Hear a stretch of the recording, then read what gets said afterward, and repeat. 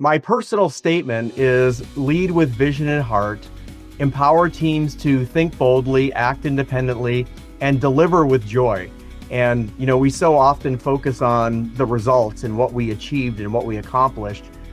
But it's really important to recognize, from my point of view, that the results are the output of all of the work that went into it. Inspiration is contagious, transparency builds trust, fun fuels creativity, and then together you create a culture where people thrive, ideas flourish, and the results follow. A big element of our culture is joy. It is enjoying what you do, who you do it with, and truly being yourself. We spend so much time at work with the people around us, and you want to have fun. I enjoy coming into work. I love my job, and I want to share that with everybody, and I hope that everybody feels the same as they're working, with me and in my team. But what we're truly selling, and you nailed it, is we're selling confidence to an individual to feel great about how they look. And that whole notion of any one of us, if we feel great about how we look and we're excited about, our hair and it turned out just the way we want, then we're better off doing whatever it is we're doing. And that's truly the business that we're in. John Goss is the president of Sally Beauty. He leads a global brand with over 4,000 stores worldwide. But for John, it was never really just about the stores or even the products. It was always about people, how they feel, how they show up. From a kid who attended 8 schools across 5 states and graduated high school in Singapore to the president of one of the world's largest beauty retailers, John believes joy is a business strategy and that the right culture can change everything. Between kindergarten and 12th grade, I went to 8 schools, and I attended 3 different high schools. I learned what it's like to be the new kid in school, I guess is a good way to put it. So I learned how to make friends. Like, those are life lessons that I had at a young age that have really shaped me. And it teaches you that you can learn something from everyone. There's just not an interaction or a meeting or a conversation that I have where I don't try to figure out, what did I get from that? What did I learn from that? There's something there that I'm not aware of that could make me better or might just be interesting. Earlier on in my career, I had some experiences with different executives, and they were things that taught me what I would not ever do. Because having been on the receiving end of it, I know how you feel, and I just don't think it's the right thing to do. You've got to remove sacred cows. If you went back 15 years ago, there was a belief that... So when I first met John Goss, president of Sally Beauty, it was at a presentation I was giving on some consumer research we had done, and we were understanding the personas. But afterwards, John and I had a minute to talk, and he shared something really special, which is part of his brand personal persona included the word joy. And so immediately we started talking about that, and I knew that I needed to have him on this show. So John, welcome to the show. Thank you. Excited to be here.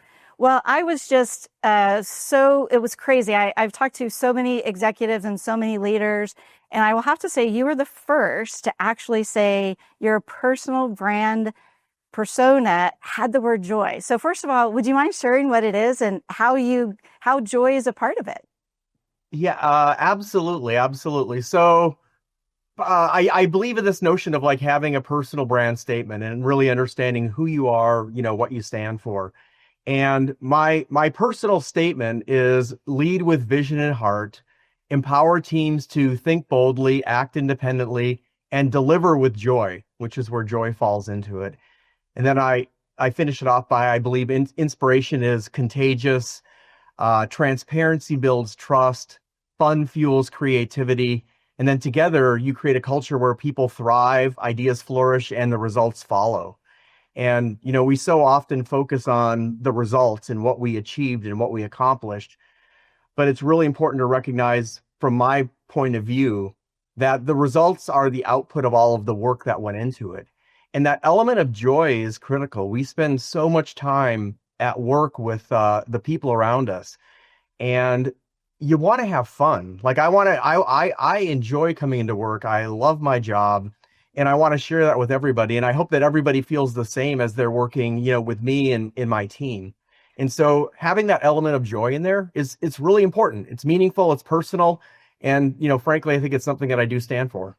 Wow, that's incredible. And how long have you had that? When did you write that statement? I That's a great question. I would say probably 7, 8 years ago. This 6, 7, 8 years ago, this version is kind of the one that I've landed on, but it's been an iteration throughout my career. I think if I go back to, I was in a meeting years and years ago when I worked at the Gap, and it was all about the Gap brand at that moment, and it was about, and it then moved into, well, let's define your personal brand. And so it sort of has evolved over the last 20 plus years, but certainly the last 5 or 6 years it's landed where it is right now. And frankly, I feel really good about it. I feel like it really represents who I am and what I stand for. Wow. And like I said, I think it's so powerful because, a lot of leaders, it's so, especially in today's world, it's all about, delivering the top line and what is the stock? What is the, sales for me today? But what do you think that says about you as a differentiated leader versus other people? Like, why does that matter, delivering joy? I would say that delivering top line and delivering bottom line are always also very top of mind. Obviously, it comes with the role. Right. But that element of joy is about the culture, and it's about where you work and who you work with. And there are just a tremendous amount of really talented people out there everywhere. Wherever I've worked, whatever company, whatever state, there's a lot of just like wonderfully talented, skilled people. My experience has been finding the people who are talented and skilled, but who also want to be part of a culture, who want to be part of a little bit bigger mission beyond just delivering the results. And so for me, that element of joy is really about looking for people who are excited, who want to have fun, who aren't afraid to share that they're having fun. And that's part of the culture. And it's one of the things that, frankly, really drew me to Sally. And, when I came here, it was one of the things that I decided would be, a little bit of a mark that I want to leave on the organization is embracing the culture, making the culture stronger, finding folks who fit into that culture. And a big element of our culture is joy. It is enjoying what you do, who you do it with, and truly being yourself. I think it's really important. And I think it's it's a little bit of the secret sauce that exists at Sally Beauty Holdings. I love that, John, because when we met, as you know, I had my stack of Business of Joy books. And if you remember, I actually even had those little Joy is a Choice, Invest in Joy stickers. And I would say I felt that in the room the day that we were there presenting, when I was presenting those research results for you. I felt it. And I even felt it, the room that we were in, there was this beautiful saying. It was just like, I think it was inspiration, just very colorful. And your office is not drab and boring. I mean, your office is in a just physical space. It actually is pretty joyful. So that obviously, tell me if that was probably intentional. It absolutely, it's intentional. Our purpose and values are spread throughout our entire building, and it's kind of it's interesting. It's kind of funny, ironic. My background right now is actually our new office building, which we're in the process of moving into. I'm in it right now, and I think we'll have the entire organization moved into it by the end of next week. And throughout this building, which we are on 4 floors of it, we have intentionally built in colorful, displays, wall coverings, and our purpose and values are spread throughout the entire building. And again, I think it goes back to the culture. It's this culture of collaboration and working together, a common purpose, taking care, serving our customers, but at the same time, serving our associates, our teams. And it's important to remind us all the time, what our values are, what they stand for. I've been in my office now just on and off. I've kind of been floating between the two of them. But the first thing I did was put up our values, onto my pegboard behind my desk. And they've got to be front and center for everything that we do. It should really help guide our decision making, the actions we take, and the impact that we have on our teams and our customers. Well, John, I have a favor. I think you guys need an Invest in Joy conference room. because Might not be bad. That's not a bad idea. you should write that one down, Jot that John. down. Invest in joy, because I think that is when I give out those stickers, and I've done them, given them around the world to, frontline workers and just literally at conferences around the world. And it's just a moment and a reminder when you walk into a room, or if it's on a sticker on your phone, it is joy is a choice, and invest in joy is what we can all do every day.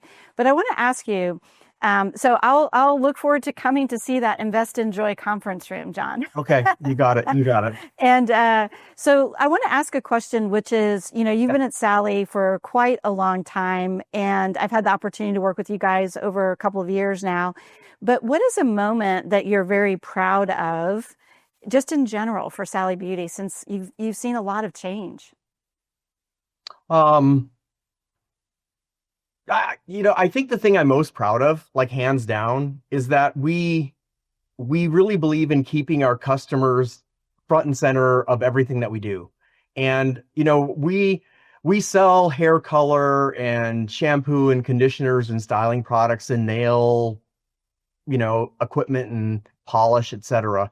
Like a lot of the beauty industry. But at the end of the day, what we're really doing is helping our customers look great and feel great about how they look. And that whole notion of, I think it was maybe it was Deion Sanders, actually. I think it was that it started years ago. It was that whole, if you look good, you feel good, you do good, and you're a little bit better at everything you do, or that day, that week, that month, whatever. And we do that for our customers. And so keeping them front and center in all of our decisions, everything that we do, taking care of them. Obviously, were it not for the customers, we wouldn't have a business. We're here to take care of them. So I would say, number one, that's probably the thing I'm really proud of that we do as an organization as a whole. I think it's great. And then I think you can get into some other things that we do. We've done a great job around beginning to really leverage database decisions. Emotions come into everything, right? And I'm a passionate guy. I have perhaps in my career made decisions that were more emotionally based than data based, but we've gotten to a really good place where we're certainly checking our emotions and our experiences with hard data to understand if it's the right action to take for our customers. And we've come just a really long way and are doing a really nice job there. Not that we don't have plenty of room to improve. We always do. But I love that we're using data to make our decisions. And it's not just based on someone's experience or someone's individual point of view. And I think I was just going to say, I think that's powerful and it's inspirational too, because, so many companies get caught in the idea of selling products. And what you're really in the business of is selling an outcome, right? We are. So the outcome is around confidence, feeling good. And even, during the pandemic you remember all the vibrant hair colors and everybody kind of experiment. Because I think that discovery and experimentation, that's joyful. That is a very joyful part, for women and, for some men. And you're selling an outcome. It is. It's a great point. I couldn't agree with you more. When I first started at Sally Beauty, I was in charge of stores and operations, and we had, 2,900 stores, roughly 3,000 stores. And, when I was leading the field organization, one of the questions I always asked everybody is, tell me what we sell. What do we do? And, the answers almost always were, well, you sell beauty supplies, you sell hair color. And my response is always like, that is what we transact. Mm-hmm. But what we're truly selling, and you nailed it, is we're selling confidence to an individual to feel great about how they look. And that whole notion of any one of us, if we feel great about how we look and we're excited about, our hair and it turned out just the way we want, then we're better off doing whatever it is we're doing. And that's truly the business that we're in.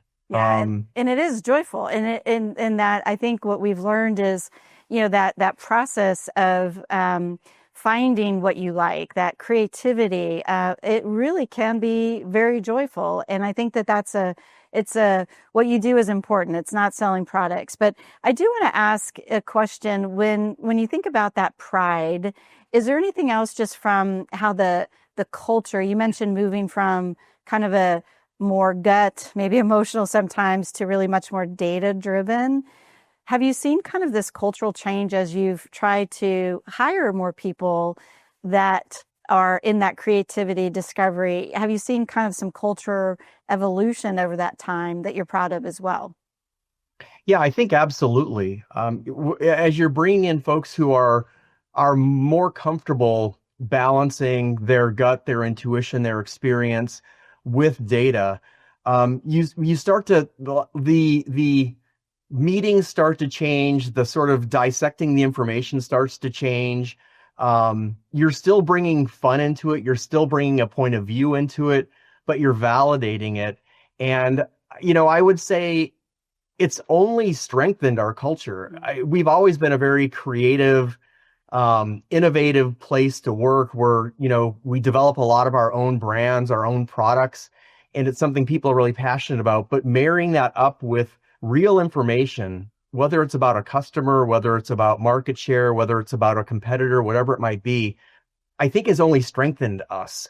And so that creative piece has not gone away in any way, shape, or form. It's been enhanced because now we've got facts that support what we want to do. And so, yes, it's definitely evolved the culture. I wouldn't say that it has changed the culture. I tend to be of the belief that cultures evolve relatively slowly over time. Mm-hmm. And this one has definitely strengthened us over the last, 5-7 years as we've sort of been on this journey. That's fantastic. And I know I thank you for including me in some of that journey as well. I want to actually rewind the tapes, John. So this is kind of present. This is present, John. I want to go back to little John. I want to know where you grew up. Where did you grow up? Where did I grow up? I grew up all over the place. Whenever asked that question, I'm like, I consider California my home, but I moved all over the place. My dad was in the military when I was a kid. And so we moved around, Minnesota, California, Florida, Colorado. He got out of the military. He went to work for a gas and oil company, of all things. Huh? And we actually moved just as much, if not a little bit more. And so I think between kindergarten and 12th grade, I went to 8 schools. And I attended 3 different high schools. I was in high school in Colorado for a year, Oklahoma for a year, and then ultimately graduated in Singapore overseas. And so I learned what it's like to be the new kid in school, I guess is a good way to put it. So I learned how to make friends. Yeah. I was going to say, because tell me what that was like, because, when you're that little, I mean, I guess that was normal to you because you had to move. So you moved so much. But what do you think besides making friends and besides, being the expert at being the new kid on the block, what were some of the things that you took away, good and bad, from that helped shape you who you are today? I'll start with the bad, and it's interesting because I don't consider it bad because to me it's normal. It's just who I am. Yeah. But my wife kind of grew up. I think her first 7 years or 8 years, she was in Michigan, and then the rest of her life was in California. And so high school reunions, college reunions, those types of things are I don't have those. She does. And we always kind of joke about it. She's like, you don't know what you're missing out on. I'm like, you go have fun at your class reunion. It'll be a great time. I wouldn't say I necessarily have a lot. I don't really have friends that I grew up with that I stay in contact with because I moved around so much. And I think if you experience that and that's your normal, my experience looks a little bit different and you might think it's not good. I don't see it that way at all. Quite frankly, I look back on all of the experiences I had, the different places I lived. I now recognize the cultural influences and impacts that those places had on me, and they've made me who I am today. And I think it's taught me a little bit better how to read people, how to relate to people, how to be open to different ideas and points of view. Because when you're moving around and you are the new kid, you're not the one imposing what's going to happen. You're the one who has to figure out, how do I fit in or assimilate into the situation and make it work for me? And frankly, I think that's a skill and a trait that has done me well over the course of my career. And it's really an outcome of my upbringing, interestingly enough, No, not by design. no, and I think that's very insightful because being able to read the room, kind of, right? It's because as a new kid, you want to try to fit in and blend and understand the new room as it sits. But when you think about school, was there a particular subject that, was certainly easy for you, or conversely one that you remember? I mean, I have the one that I know I was always good at math, but but there are things that I did not enjoy in school. But what about you? Same. I always enjoyed science. I loved like biology. I love science. It's funny. I really enjoyed physics. Didn't love chemistry as much in school. But I liked the science side of it. I loved literature. I loved reading. I loved understanding, getting caught up in the story. Like I really, really enjoyed that. The flip side of that is if you said I'm going to, pay you a ton of money right now to diagram a sentence for me, I couldn't diagram the grammar in the sentence if you paid me. And so there are certain things that I picked up along the way that I really enjoyed. And there are certain things, English grammar being one of them, that I wouldn't say is a strength at all. Well, good news today. There are lots of ways we don't have to think about that as much today, which I know I leverage those Grammarly and things like that. And when you mentioned you lived in Singapore, which is so cool, how old were you, and what were your takeaways from that culture? I moved over there when I was it was my senior year of high school. So I moved from Oklahoma to Singapore. I was 17, and graduated at the Singapore American School over there. The coolest part about it, right, is that I think our entire school consisted of about 450 people, kids, and about half of them were American, and the other half were every other nationality. And so you suddenly just get exposed not only to the Singaporean culture, like, the food, how you hail a taxi, where you go shopping, how you interact with people.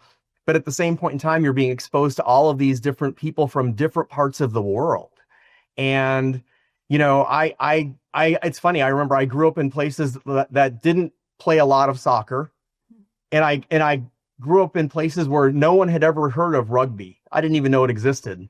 And, I found myself on the rugby team my senior year of high school. I was probably the smallest guy on the team. I was the hooker, who's the guy in the middle of the scrum. And it was just fun to learn something different and to understand that. And again, I take it back and say, like, those are life lessons that I had at a young age that have really shaped me. And it teaches you that you can learn something from everyone. And I believe that there's just not an interaction or a meeting or a conversation that I have where I don't try to figure out, what did I get from that? What did I learn from that? There's something there that I'm not aware of that could make me better or might just be interesting.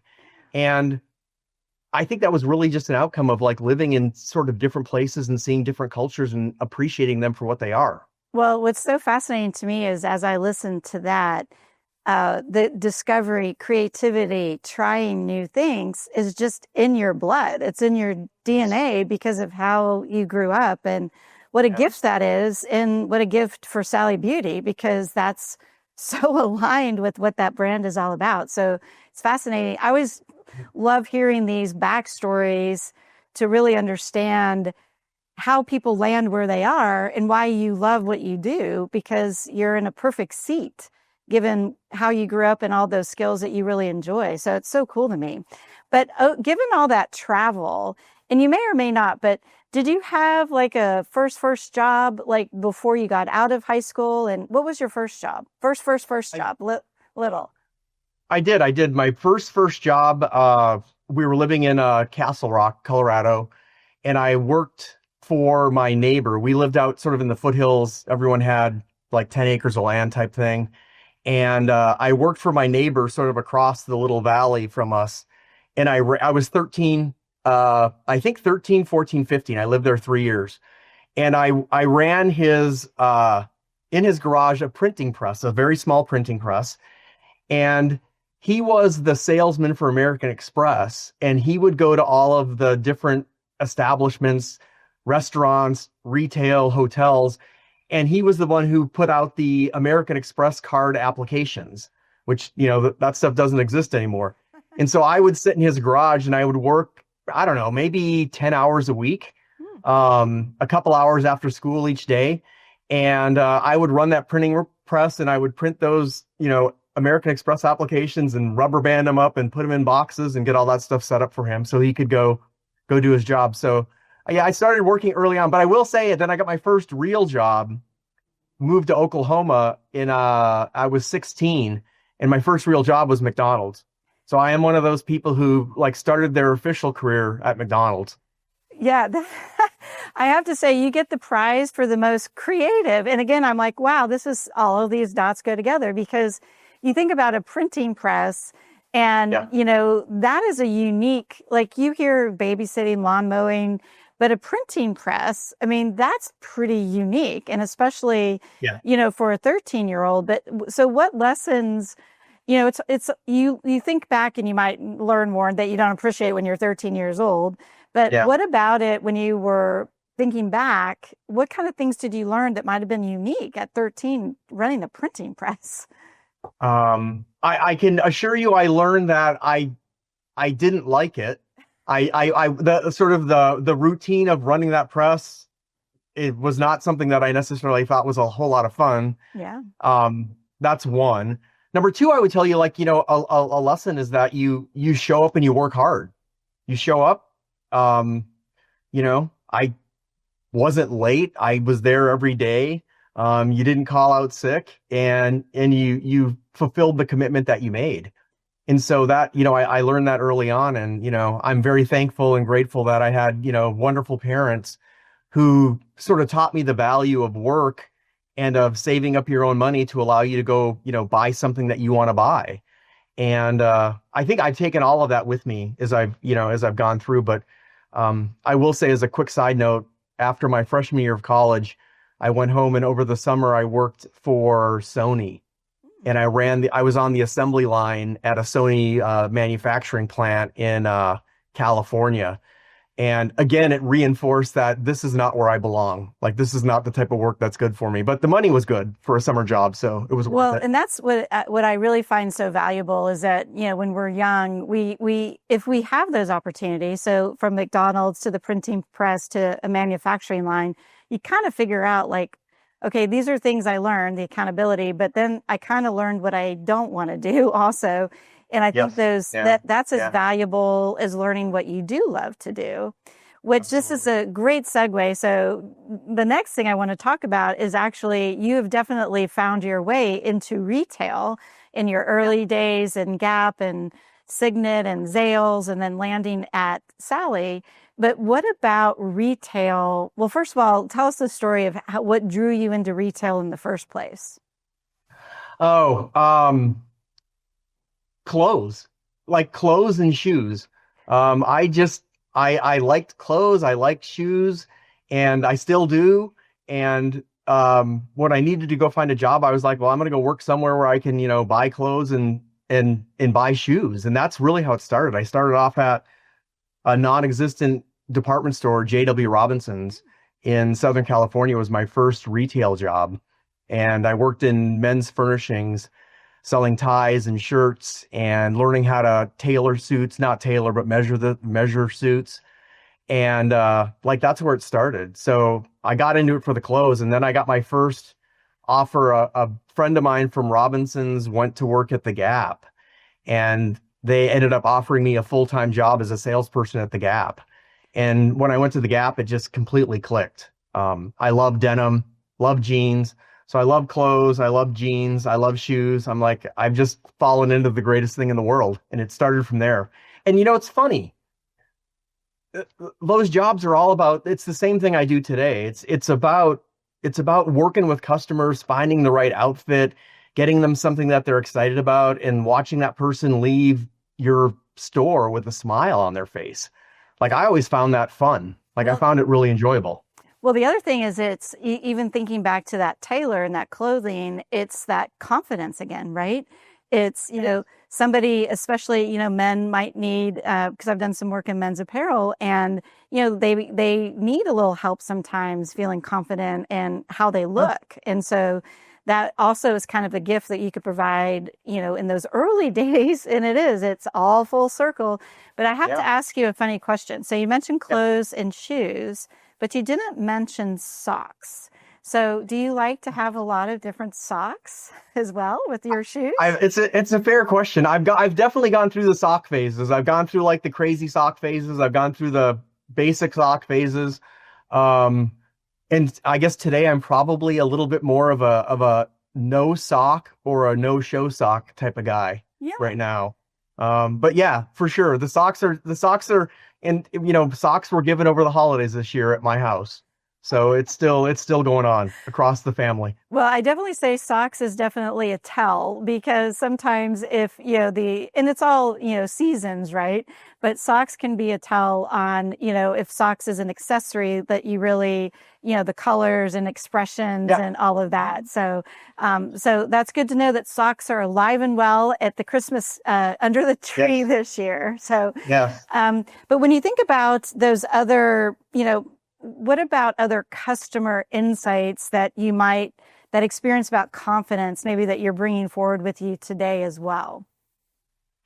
I think it's a great question in the sense of, frankly, a lot of the work that we've done with you and your organization is helping us better understand who our customer is, like what clicks with them and what doesn't. And so that element of really understanding what triggers your customer to want to buy or to explore or to discover is really, really critical.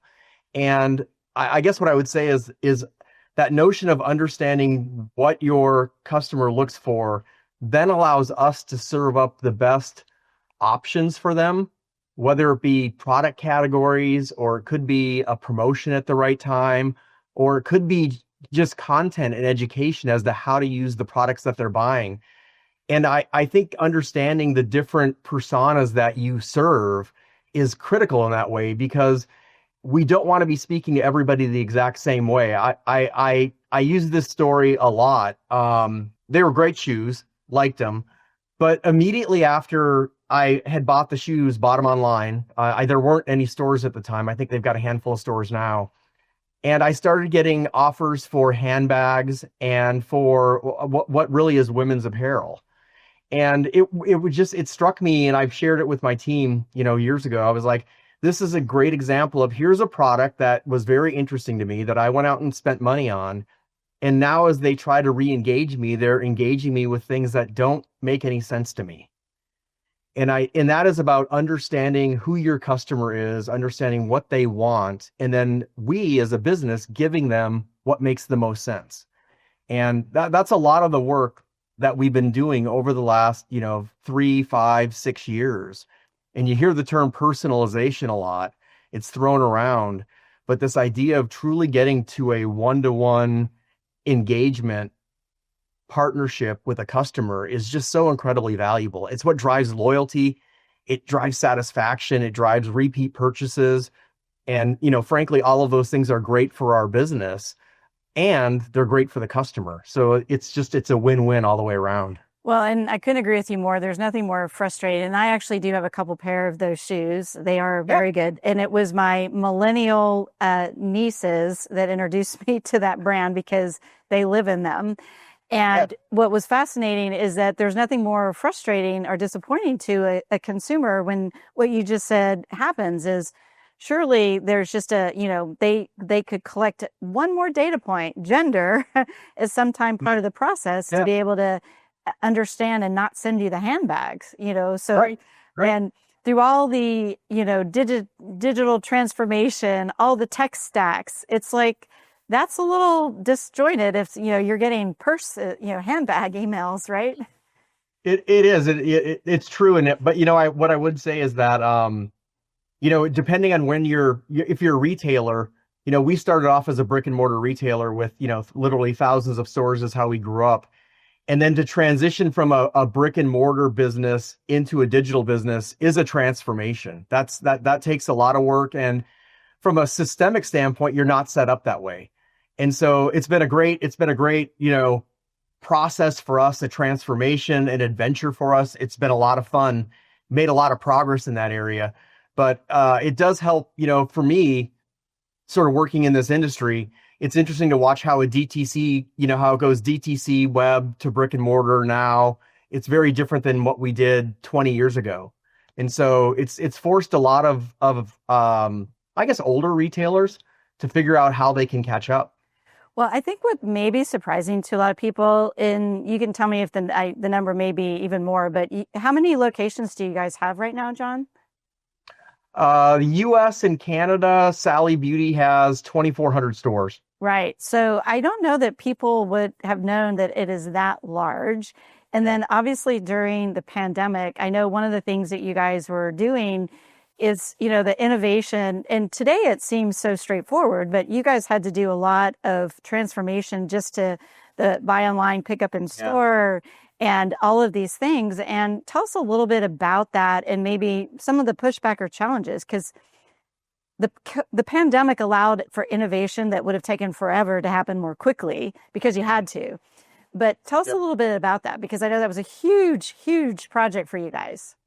It really was. I'd start with that. You've got to remove sacred cows. And there, in our company, if you went back 15 years ago, there was a belief that our customers didn't want to shop online, that they wanted to go into a store to get their merchandise. And so as such, we were a little bit slower than other retailers moving into digital. To your point, we had started pre-pandemic, but to your point, the pandemic certainly exaggerated and made it have to go much, much faster. And so we were taking an organization that was just starting, early on, not just starting, but early on in its digital transformation and needing to accelerate that. And so the collaboration that has to exist between, at the time, store operations, execution in the store of how to do a buy online, pick up in store order or a ship from store order. But then what does that mean to supply chain? What does that mean to transportation? How does that impact IT, HR, like helping us write policies that we didn't have? What I would tell you is the way in which we were able to do it as rapidly as we did was because of the cross-functional collaboration that existed within the organization. And to sort of bring that full circle, like that is part of the culture of the company. And it is one of our strengths, this nature of collaboration and transparency and really sharing this does work or this doesn't work. And the other element I would add in that is, with it happening during the sort of the shutdown and the restart of the COVID-19 pandemic, it forced all of us who were here to play in each other's sandbox probably more than we would have otherwise. And so having a culture where you trust that that's okay and that you trust that it's being done for the right reasons is a really powerful thing.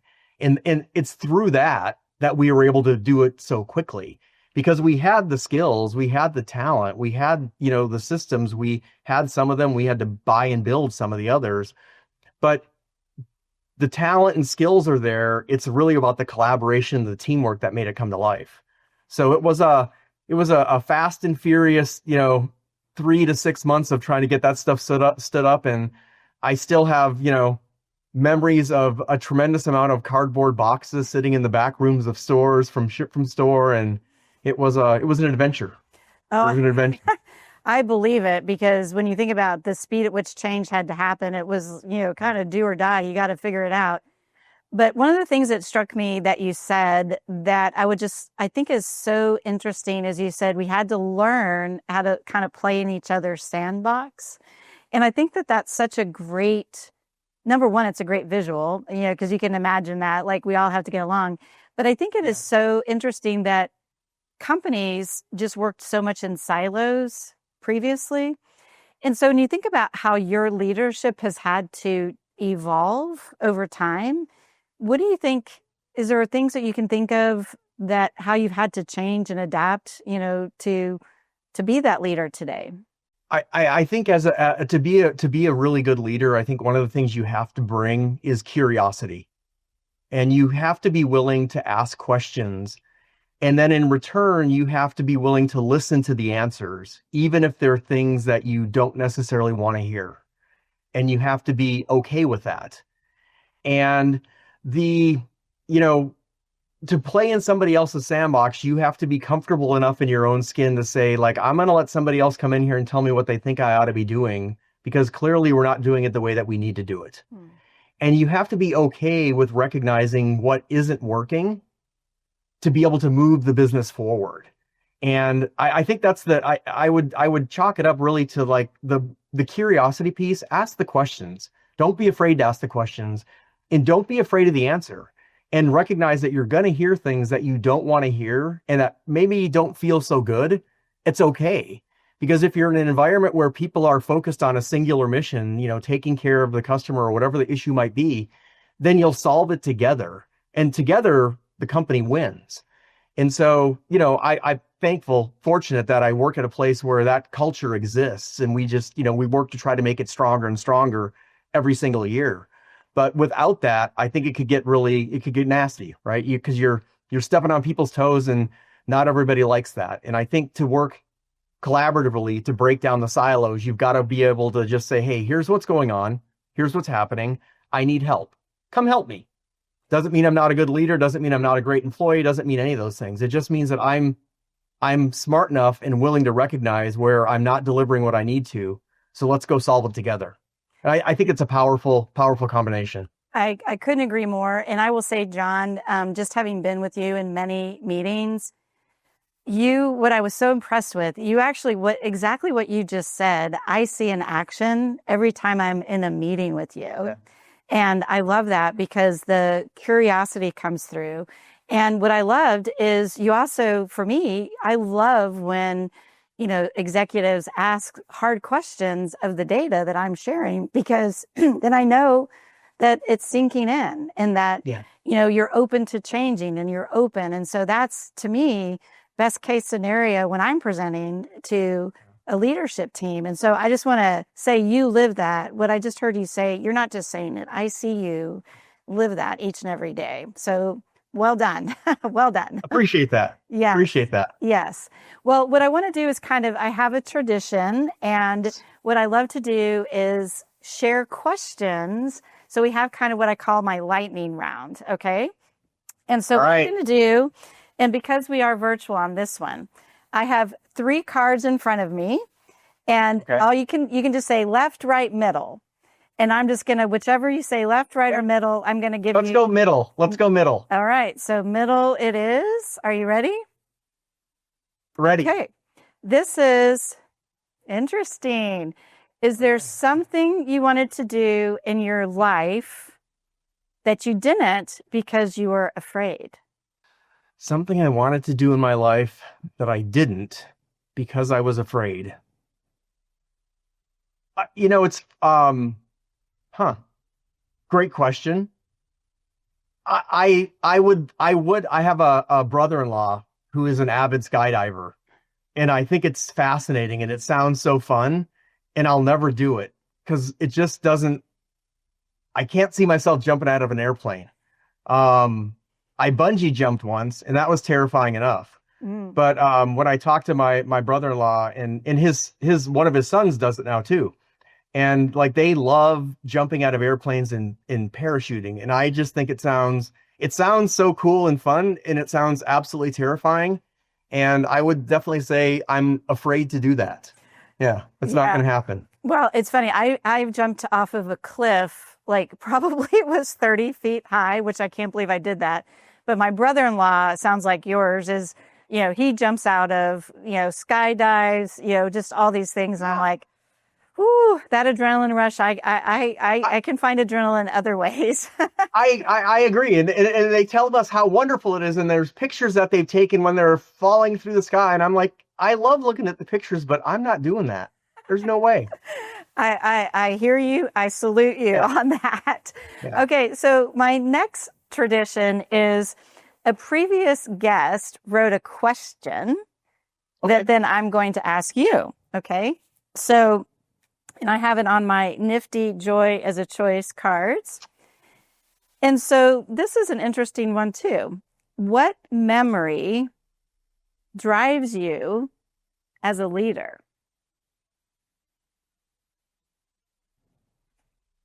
Oh, What memory drives you as a leader?